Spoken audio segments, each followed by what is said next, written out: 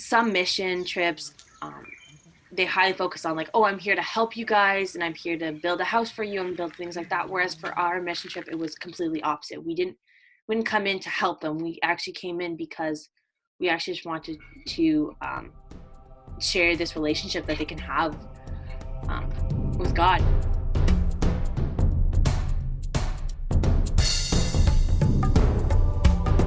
With something as important as what we were doing in Cameroon,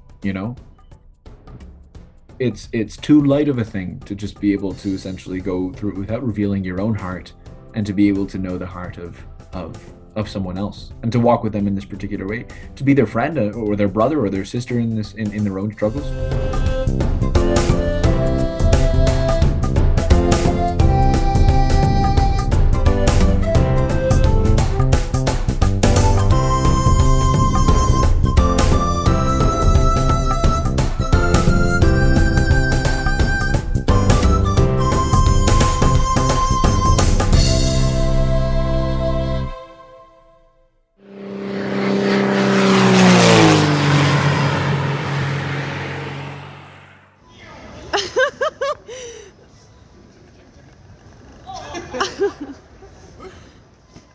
Because I was affiliated with the club on campus, I knew about the missions before, but the person who was leading the faith study left in November for about 3 weeks to a month, and he came back. He showed us all the pictures, he showed us all the like little details about the mission, and he told us he was leading the mission. And so that's when I kind of found out all about it.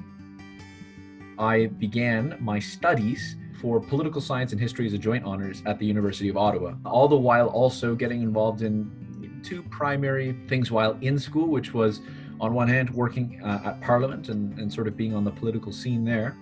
And then the second was getting involved in Catholic Christian Outreach, which is the university student movement dedicated to evangelization and the raising up of leaders in the fullness of the Catholic faith. CCO puts out these missions every year. I'd gone to Ireland in 2017 under the same, it's the same mission, which is essentially to proclaim the gospel, to be able to do leadership development, not only in ourselves, of course, but in people on the ground there. The mission is needed everywhere, okay? Let this be known. They're both equally in need. So I took it to prayer. And in prayer, essentially the Lord was like, okay, well, do you want to do mission? Because there's the mission that I'm calling you to in Cameroon.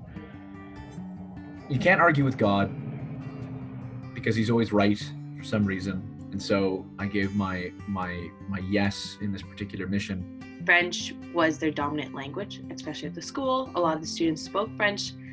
And I knew that as a bilingual speaker in French and English, that skill would really help not only me, but the mission itself progress, because, well, how are we going to communicate if we don't have enough French speakers and all that? And so I just felt this really big call to just, like, this is where we could use you.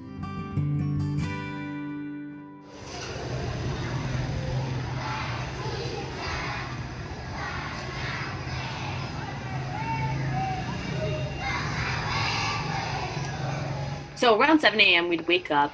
We would take some time to do some personal prayer. So there was a chapel where we were staying, so we'd either go in the chapel. My favorite spot was the balcony. There was also like this school that was right in front of us, and they were so cute. Every day they would sing songs, and yeah, I think I always listened to the songs. But anyways, we'd take little time to do personal prayer. You go for breakfast with everybody. Usually avocados the size of your head and fresh baguettes from the market. And then we'd go on to like a little formation session. So it would be, if we were leading like lesson 3 of our faith study, we'd have a little formation on lesson 3.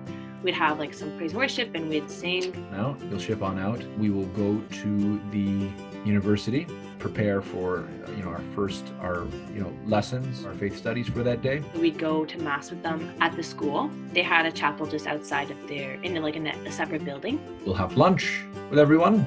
We will then do our faith studies that day. So I'd always bring like the volleyball, the soccer ball, or the frisbee, and we would all play with them, and they loved volleyball. They've never played it before. Really, the evenings, there was something different every time, whether it was just spending time intentionally with our fellow Cameroonians, or perhaps going on a faraway trip to a different university or what have you, or just doing something in the evening when everyone was available. Sometimes it was more of like a time just to be able to grow as a team.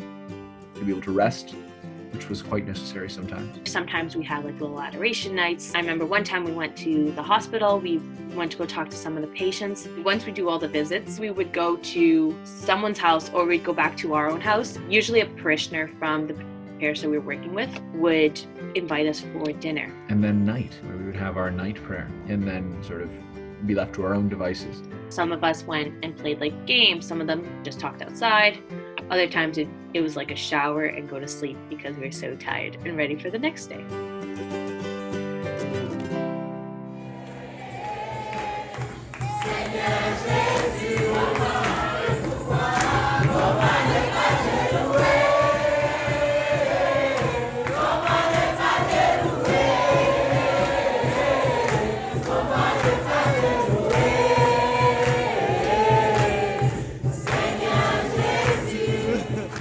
Even if we were having a hard day, we all just smiled. Like, it was so joyful, and it was just so, it was just so beautiful because they were just so happy. So they would just start singing and everyone would join in and you'd have people dancing and it was just so fun.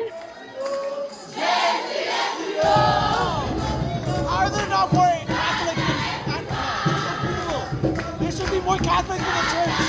How wild it is. It's like a club.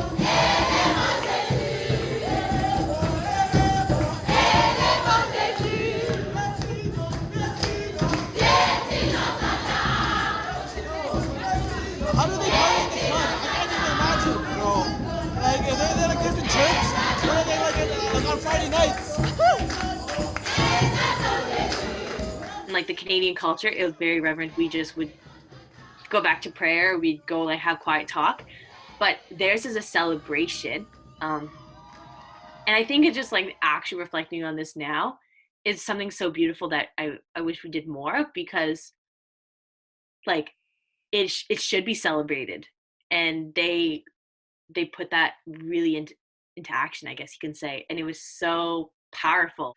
It was a shock. It was a total shock that I could come to Canada and see like a beautiful church. Like, I'm like, oh, this is so beautiful. But like, I'm inside and I don't see people. I'm like, where are people? And I think that's why the Lord like put in my heart that hunger to bring more people so they can like experience what I've been experiencing. Cameroon has a real problem of leadership because in my past experience, like though I occupy very high positions in multinational companies, being in the projects in Cameroon, I discovered that I did most of management than leadership. And then seeing how we are training our students here, like giving them those leadership tools, I was like, yeah, the young people in Cameroon, if someone is influencing them to get these tools, I'm sure things are going to change for the better in the country. I can take like an example of one verse of the Bible that summarizes that. It's Matthew 4:19, which says, follow me and I will make you fisher of men. Follow me is the proclamation. I will make you, it means I'll give you the tools. Fisher of men. So I'm making you fisher of men. I'm proclaiming you, I'm equipping you, and I'm sending you to be fisher of men. I was not only excited about Cameroon students, but I was also excited about you guys, like the Canadian students who were going there with me. There, you had the opportunity to be in an environment where that's welcoming for you. You were going to learn in a new environment, new ways of solving problems. When you hear other people complaining about other things, you don't know what that is, right? Because there's no point of comparison for you. But being in that environment and then seeing how people solve their problem, seeing how people can see different things and say like, oh, this is cool. Maybe that might not be cool for you at the beginning, but you see people enjoying it. It means like, it's nice for them, like it's cool for them. When you come back to Canada, you bring that with you. I feel like my biggest takeaway as a leader and on the trip was listening. So there's two types of listening. There's listening to respond and listening to understand. In Canada, it's very easy to just listen and to respond because sometimes you know what they're going to say, you know the situation that they're in. Whereas there, I really had to learn how to listen to understand. when we're leading people, when we're helping them and all that, we need to really understand their situation, but it's not to generalize it into others, but it's to see them as individuals. My name is Josephine Neema. I live in Uganda and I work with Catholic Christian Outreach as a campus missionary at Uganda Matters University. I had so many struggles following the faith. I would struggle with teaching such as confession. I would ask myself, why is it that Catholics choose the hard things? You know, confession is hard. It's easier to just sit and say your prayers and ask for forgiveness, and that's what others do. So, like, finding my place in the Catholic Church was always a battle. But when I realized that it's possible to have a personal relationship with Jesus, I felt like everything is not going to be a burden anymore, because I will be telling Jesus like I tell my friends I am struggling, and he would understand. It's important to accompany others one-on-one because everyone's story is different. The students were always close to us. They opened up to us. They shared with us their stories, their lives.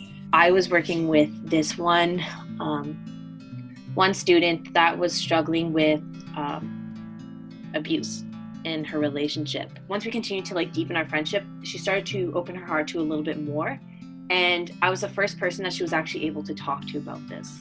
One adoration, I was kind of talking to her and I was seeing how she was doing. And I was like, okay, well, let's go close to the Eucharist and let's go really let's take away the barriers that are stopping us from having a relationship with God, and let's fully do this. And her heart totally wanted to, and she was like, that's exactly what I want to do. I brought her tissues as well, and I gave them to her because she was crying. And she came up to me after one evening and she goes, Megan, I accompanied someone to Jesus as well, and I gave them tissues just like you.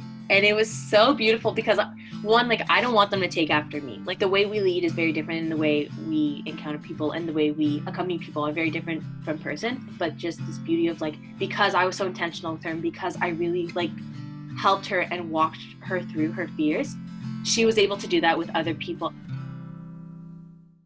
Say Christ est ma joie.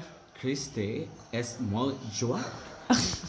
That's all you said about her. Yeah, it's Christ est ma joie. It's obviously harder when you say it faster. Okay, say it 3 times fast. Christ est ma joie. Christ est ma joie. Christ est ma joie. Je ne parle pas le français, mais je comprends petit peu. This is the sentence that I would say over and over and over again because I do not know French. I could understand a little bit, and I could speak a little bit. A man was sharing with me, via our translator, how his life was going, and his parents had been divorced, and he was sort of finding, the navigating this confusing time. And I myself have had this similar experience with divorced parents, and so this was an element in which we had shared. I was trying to say, I like that. Right? But what I said is j'adore, which is I love you. Not what you imagine explaining someone, this is my life, my parents are divorced, and they suddenly come out and say, I love you, right? What the? Anyway, we had a good laugh about it.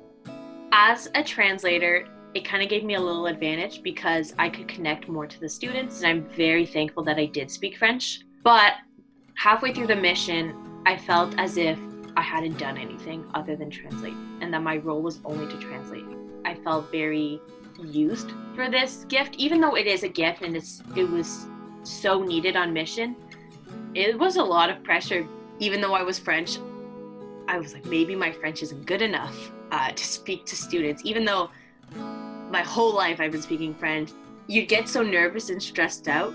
And so little words like car, you're like, what's car in French? What's car in French? And it's the smallest words, but you feel just this pressure. When I'd asked, say, Father Edmund, who's of course, absolutely the crux of our trip there, I can't speak French. What can I do to be able to communicate? And his answer was quite simple, and to be honest, quite refreshing and necessary, which was have joy, right? Joy is actually a universal language, at least it should be. When someone smiles, it speaks to your heart. It shows that they are happy to see you. They may not be able to speak, but they are happy. Yeah. It doesn't matter where you start so long as you have that idea that I want to be a leader, I want people to follow me, you can use the least thing that you have to do that. Sometimes all we can offer is ourselves, regardless of qualification, and submit ourselves to essentially learn, hitting the ground running or what have you. You don't need to be fully qualified in order to you don't need to be totally ready. Sometimes there's a need that's far greater than waiting for you to be ready. It's okay to be nervous. It's okay to feel like you don't have what it takes. Mission trips are life-changing. Give it your yes, and let God do the rest.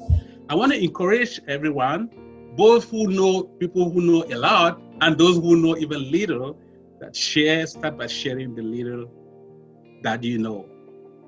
That can save lives.